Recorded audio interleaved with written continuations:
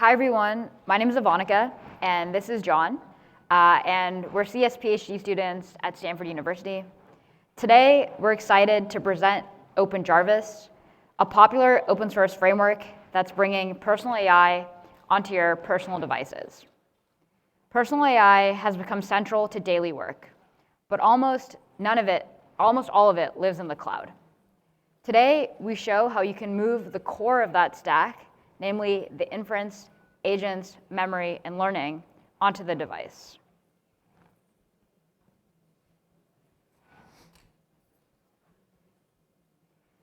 Personal AI is everywhere now. So frameworks like OpenClaw, Hermes Agent, they handle writing, research, coding, scheduling, and run continuously. But almost every query goes to a cloud frontier model. As a result, these frameworks are expensive, not private, always online, and incredibly energy inefficient. However, this does not have to be the case, and two tailwinds are working in our favor. First, local models are finally good enough. Open-weight models like Qwen 3.5 and Gemma 4 trail frontier cloud models by 6 to 12 months in terms of capabilities. On top of that, consumer accelerators, things like the AMD Ryzen, the Apple M series, the NVIDIA DGX Spark, now run 1 to 128 billion parameter open weight models. So the bottleneck right now isn't actually the raw model capabilities. Rather, it's a system around it. So this brings us to our guiding question. Can the core of the personal AI stack, namely model inference, agent execution, memory, and learning, run entirely on device while staying competitive with cloud-only stacks? And to answer that question, we introduce OpenJarvis.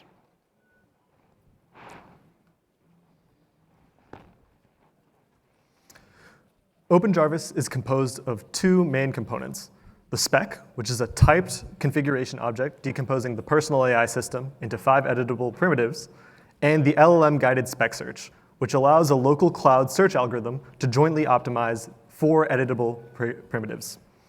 To start off with the primitives, there are 5 main components within. There are 5 main components within the OpenJarvis architecture. The first is the intelligence, otherwise the model that's actually running. This can be a Qwen family model, a Gemma family model, or whatever open source family that you're looking to serve. The second is the actual inference runtime. So what is the actual engine that is running this model? This could be Ollama, this could be Llama CPP, this could be SGLang or VLLM. Beyond the engine itself, we also have the agent logic or the agent, which is what the actual intelligence and engine sits within. This is what's actually orchestrating the different tool calls, orchestrating the different LM calls to actually provide the experience for the user. The fourth component is the actual tools in memory. There are a lot of different things that allow an LM to actually provide utility to the user. Sometimes these are search API queries. Sometimes these are different Docker containers for running coding environments. All of these are interacted to with an MCP server that allows the agent to call what it needs when it needs it. And finally, we also allow different kinds of learning algorithms to help improve the whole system over time. This can be traditional weight improving techniques, such as SFT, supervised fine-tuning, as well as more parameter-efficient techniques, such as LoRa.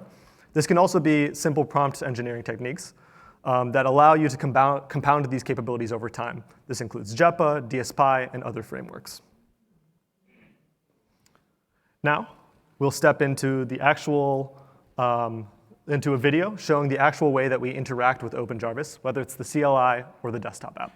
So if you could start this video.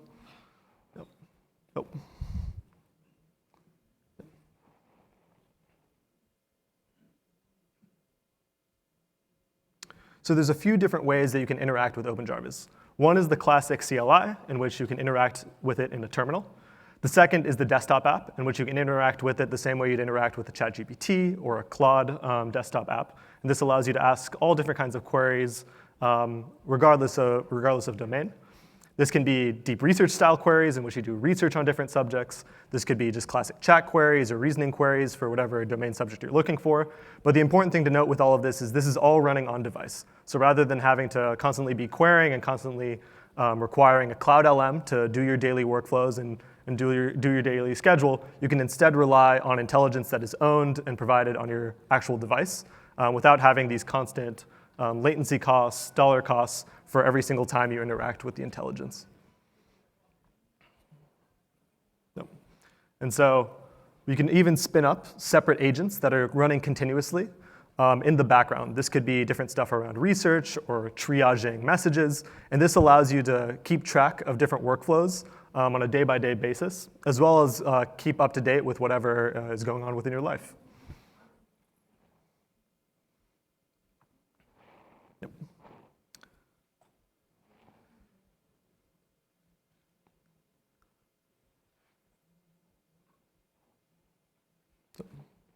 Great. So beyond the interaction over CLI or over the desktop app, there's different ways that we can optimize the experience. And the way we like to decompose this is as a spec. What is the spec composed of? It's composed of all of these different primitives that we discussed before. So the intelligence that you've selected, the agent framework, the actual inference engine, the tools, and the memory. And we simplify this into a single TOML that allows other LMs to optimize over this configuration. So rather than having a user go through and manually change these different configs, we actually have different LMs go through and optimize the config for your actual workflow. And so what this looks like visually is an actual just typed config with all of the different specifications for the LM that you're running, for the agent that you're running, for the tool calls that you're making, all in a descriptive TOML file or JSON. Why do we make it as a single JSON or a single TOML? To make it easier for a user or easier for an LM to optimize over and understand how you're actually running these local agents on device.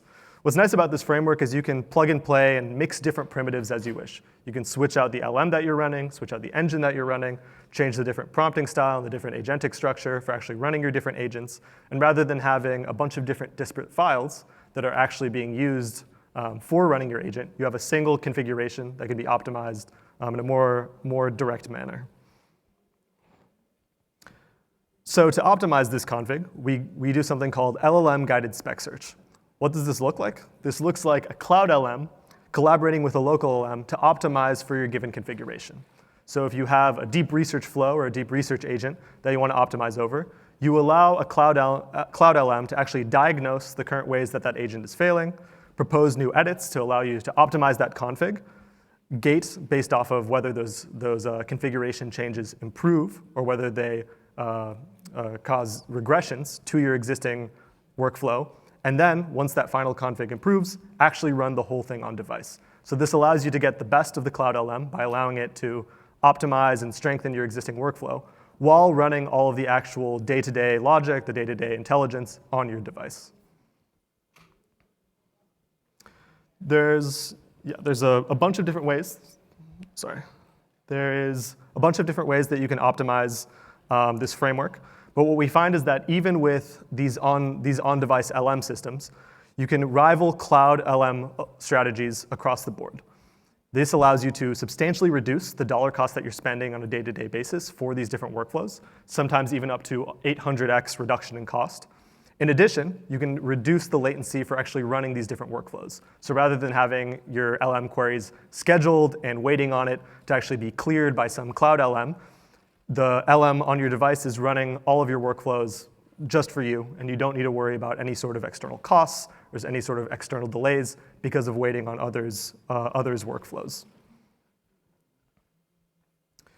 What we also found is that by pairing these different local LMs with cloud strategies, we were able to strengthen the overall OpenJarvis frameworks across different tasks. And so we wanted to examine whether a local strategy could work for different kinds of coding tasks, for different kinds of personal AI tasks, for different kinds of deep research queries. And what we found that across the board, by pairing these local LMs with these cloud resources, we were actually able to strengthen performance and even rival closed source frontier models with much smaller LMs in the range of 20B to 30B active parameters.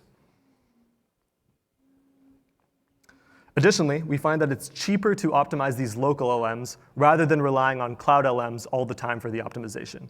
And so by actually paying this one-time cost of doing this LLM-guided search, we're able to amortize it over all of the different queries that these users were running And this leads to anywhere in the range of 7x to 11x reduction in the dollar cost that people are spending day to day. And that compounds over time as these LMs get better and better, and as the local accelerators get better and better as well. Looking forward, we're really excited to keep expanding the stack, supporting new LMs, supporting new engines, supporting new agentic frameworks. So if any of these things are exciting for you and you're interested in chatting, please reach out to us. We're available on Twitter, GitHub, also our OpenJarvis project page. We're really excited about the personal AI space, and we're particularly excited about how local LMs can collaborate with cloud LMs across the AMD stack. And so we're excited to keep working on this. Thank you so much for your time.